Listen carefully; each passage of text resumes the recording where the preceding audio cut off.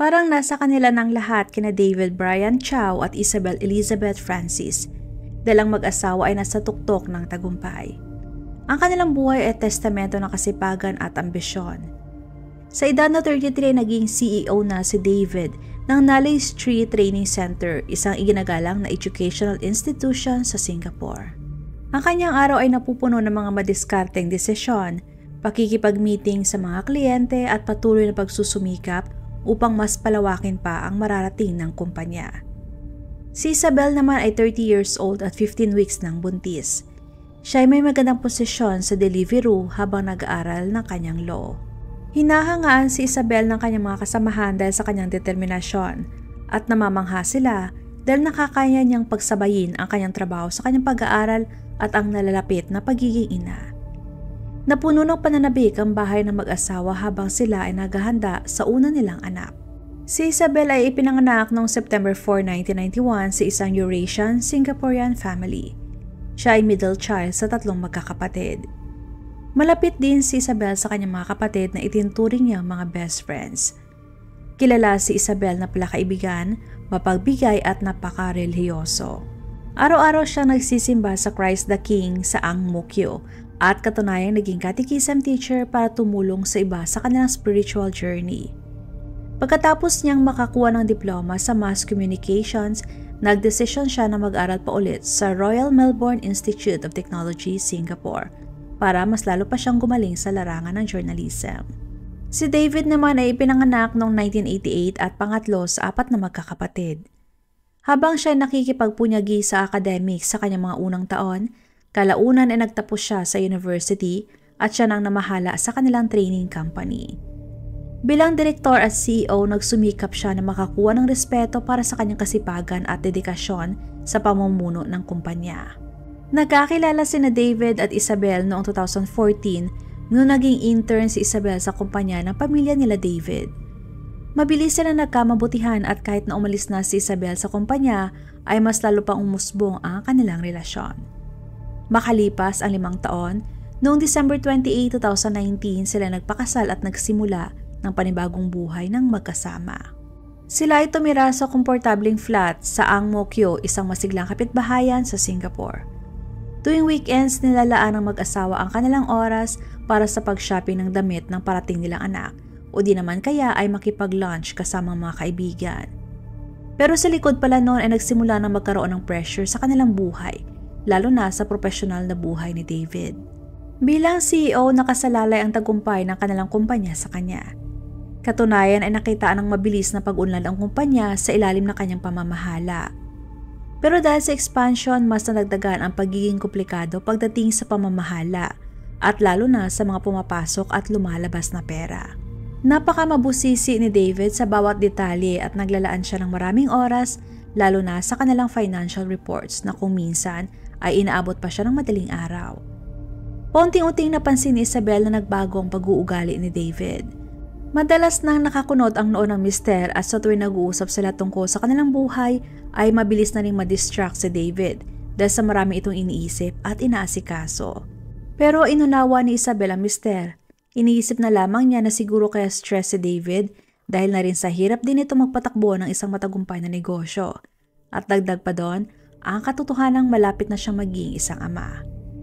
Ang hindi alam ni Isabel na yun na pala ang unang senyales ng nalalapit na pagkawasak at trahedya sa kanilang buhay. Ang turning point ay dumating dahil sa financial reports. Isang gabi habang nakaupo si David sa kanyang opisina, nag-alangan pa na lumapit sa kanya ang kanyang accountant at nagpresenta ng report na masasabing disaster para sa isang negosyo. Ang iprinisinta ng accountant ay isang spreadsheet na naglalaman ng financial health ng kanilang kumpanya na nagpapakita ng napakalaking pagkalugi at tumataas na mga utang. Tumatakbo ang isip ni David habang sinusubukan niyang unawain ang mga nangyayari. Paano kaya nangyari yon? Dahil siya naging maingat at napakametikuloso sa kanyang pamamahala. Pagdating sa accounting, kahit na simpleng paglagay ng decimal point ay hindi nakakaligtas sa mga mata ni David. Kaya napaka-imposible na malulugi ang kumpanya. Ang dapat sana na isang maliit na pagkakaiba o pagkakamali lamang ay lumitaw na $1,000,000 na pala ang short ng kanilang kumpanya. Nakikita na ni David ang mga mangyayari sa kumpanya. Una na nga doon ang bankruptcy, pagkawala ng trabaho sa mga tapat na mga empleyado nila at ang pagkawasak ng lahat ng kanyang pinaghirapan. Habang dumadaan ang araw at linggo, mas lalo lang lumalaki ang anxiety ni David. Halos hindi na siya nakakatulog sa gabi dahil hindi rin maalis sa kanyang isip ang mga maaaring mangyari. Umitim na rin ang ilalim ng kanyang mga mata. At ang dating tiwala niya sa sarili ay napalitan na ng pagkabalisa. Katunayan hindi siya iniiwan ng kanyang mga katrabaho at pamilya sa problemang kinakaharap. Kahit ang kapatid na lalaki niya ay nagsuggest na rin na maghanap sila ng gagawa ng bagong financial reports baka sakali nagkamali lang ang unang accountant. At sinigurado nila kay David na malalampasan nila ang kahit na anumang unos na darating sa kanilang negosyo. Magtulong-tulong lamang sila at huwag mag-iwanan. Pero ang kanilang mga salita ay parang hangin lang na dumadaan para kay David. Dahil hindi niya talaga matanggap na nangyari yon. Dahil alam niya sa kanyang sarili na naging maingat siya at ginawa niya ang lahat para mas maging matagumpay ang negosyo. Ang sobrang stress ay may malaking epekto sa ating katawan, lalong-lalo na sa ating pag-iisip dahil kaya nitong balukutin ang ating kaisipan. At sa kaso ni David, ang kinakaharap na problema para sa kanya ay para wala ng solusyon. Hindi na siya nakakapag-isip ng mabuti kung ano nga ba ang mga tama niyang gagawin o paano niya masusolusyonan ang problema. Kung ang ibang tao ay maghanap kaagad ng solusyon, ang problema naman na kinakaharap ni David ay parang malaking sakuna na para sa kanya. Natabunan ng kanyang utak ng pag-abigo at pagkahiya. Habang mas lumalala ang nararamdamang pressure, kaya naman mabilis ding lumala ang estado ng kaisipan ni David. Nagsimula na siyang umiwas sa kanilang mga empleyado. Iniiwasan din niya ang mga tawag mula sa kanyang mga kaibigan at kinakansela din niya ang mga meeting ng kanilang mga kliyente. Ang dating maliksi at masayahing CEO ay ngayon lagi na lang nasa kanyang office sa kanilang bahay at inuubos ang oras sa pag-aanalisa ng mga financial documents. Halos hindi na kinaya pa ni David na mag-isip. Sa isang sandali ng napakatinding depresyon ay nakagawa si David ng isang desisyon na hahantong sa trahedya. Yun ay ang tapusin na lamang ang sarili niyang buhay. Madaling araw ng January 11, 2022, nag-iba ang desisyon ni David. Naisip niya na patayin muna ang kanyang asawa na si Isabel. Napakatahimik ng flat maliban na lamang sa ingay ni David na palakad-lakad sa loob ng kanilang bahay. Habang nag-iisip kung paano niya sisimulan ang malagim na plano. Marami tumatakbo sa isip ni David ng mga oras na yon. Sobrang magulo na ang kanyang utak at mas lalo lang dumami ang mga iniisip niya na hindi maganda at walang kabuluhan. Bandang alas 5 ng umaga kinuha ni David sa kanilang kusina ang pinakamatalas nilang kutsilyo at pumasok sa kanilang kwarto kung saan ay mahimbing na natutulog si Isabel. Sinaksak ni David si Isabel ng maraming beses. Nagising pa si Isabel sa sakit at nagawa pa nitong makasigaw, pero mabilis na tinakpan ni David ang kanyang bibig. Sa kabila ng maraming sugat, nagawa pang makagapang ni Isabel papunta sa kanilang front door at sinubukang tumakas. Pero naabutan siya ni David at nang patuloy ito sa pagsaksak sa kanyang ulo hanggang sa hindi na ito gumagalaw. Kasunod doon ay pumunta ulit si David sa kusina para kumuha ng panibagong kutsilyo at saka sinaksak ang sarili sa leeg at tiyan at nanalangin pa sa demonyo na kunin na siya. Noong napagtanto niya na buhay pa siya, kaagad niyang tinignan ang kanilang orasan dahil naalala niya na pupunta sa kanilang bahay ang kanyang ama noong umagang yon para dalhin siya sa psychiatrist. Dahil sa takot na baka matagal pa siyang mamatay, uminom pa siya ng maraming mga gamot pero hindi pa rin siya tinablan. Bandang 7:35 ng umaga nagdesisyon na si David na sumuko. Tumawag siya sa mga pulis at inamin na pinatay niya ang kanyang misis at kinontak ang kanyang ama para sabihing huwag na itong pumunta. Matapos niyang mabuksan ang kanilang pintuan, nahiga si David sa sahig at inantay na dumating ang mga pulis. Pagkarating ng mga pulis ay kaagad nilang idineklara na patay na si Isabel at si David naman na buhay pa ay dinala sa hospital para mapagamot. Sa isinagawang autopsy ay nakita na si Isabel ay tumamo ng kabuang 15 mga saksak sa kanyang ulo, leeg at katawan. At 2 doon ang patal na siyang tumama sa kanyang kaliwang baga at isa naman ay sa pangitaas na bahagi ng kanyang leeg. At ang nakakalungkot pa dahil si Isabel ay 15 weeks ng buntis sa mga oras ng kanyang kamatayan. Ang dating masipag at matagumpay na CEO ay naging mamamatay tao dahil lamang yon sa mental crisis. Nung mariing sinuri ng mga pulis ang financial records, natuklasan nila ang isang nakakagimbal na katotohanan. Dahil ang kumpanya ay nasa maayos na estado naman pala. Katunayan ay umuunlad pa ito. Ang financial crisis na siya nagtulak kay David para makagawa ng hindi maisip na gawain ay katunayang dahil lamang sa napakaliit na pagkakamali na hindi nakita. Yun ay dahil lamang sa maling pagkalagay ng decimal point sa spreadsheet. Halos hindi makapaniwala ang mga pamilya ni David sa kanyang nagawa, kahit na ang kanilang mga empleyado at mga kaibigan niya. Ang kapatid niya na lalaki na nagsabi na humingi ng second opinion ay nakaramdam din ng panghihinayang dahil hindi nakinig sa kanya si David. Kahit ang kanilang pamilya na umaalalay sa kanyang likod at nagsasabing handa silang tumulong at hindi siya pababayaan ay nanlumo din dahil hindi rin siya nakinig sa kanila. Ang napakaliit na pagkakamali sa spreadsheet ay nauwi sa trahedya na pumatay ng 2 buhay at sumira ng isang pamilya. Yun din ang epekto ng stress at anxiety sa isang tao.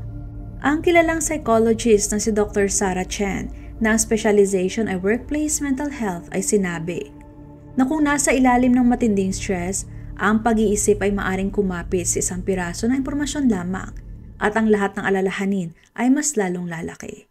Sa kaso ni David, ang kanyang takot sa kabiguan, ang responsibilidad niya sa kanyang mga empleyado at pamilya ay ang siya naglikha ng matinding stress at anxiety sa kanya, kaya hindi na niya alam pa ang kanyang mga gagawin. At nawala na rin siya sa realidad.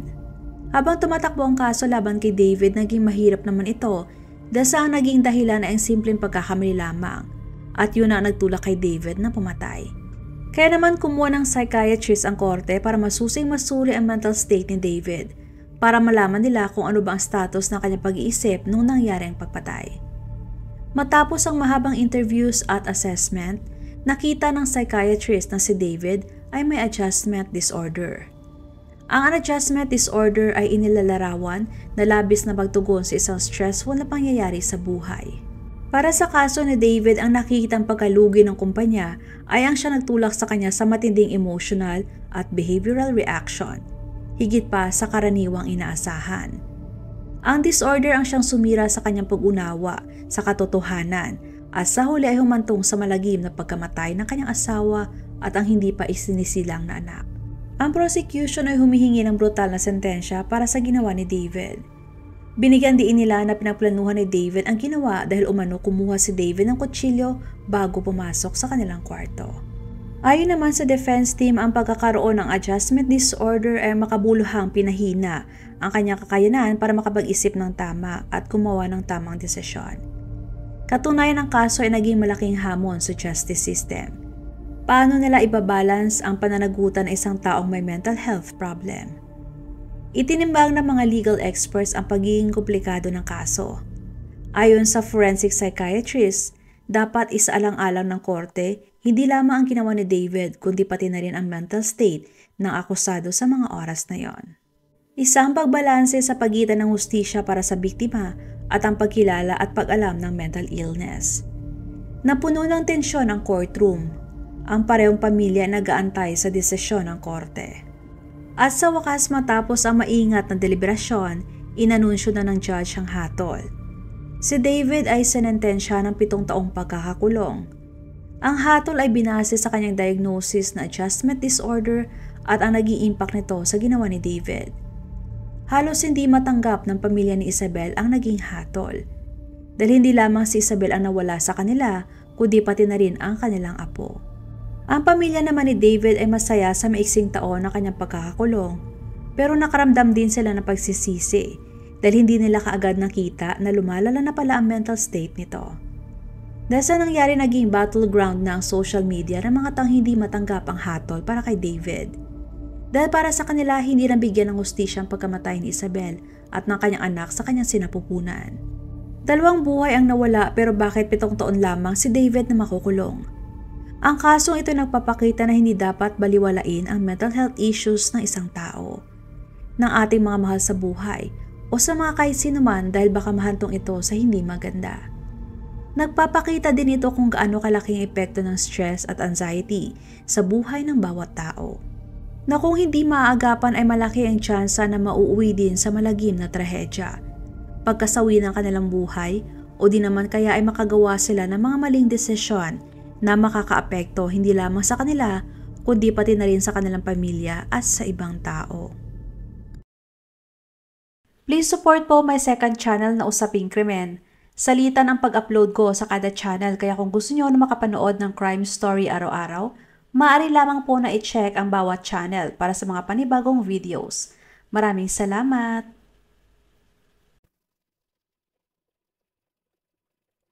Huwag magatubiling ibahagi inyong mga saloobin at komento. And please huwag kalimutang mag-like and subscribe sa aking channel kung hindi mo pa nagagawa. Magkita-kita tayo ulit sa aking susunod na video. Maraming salamat!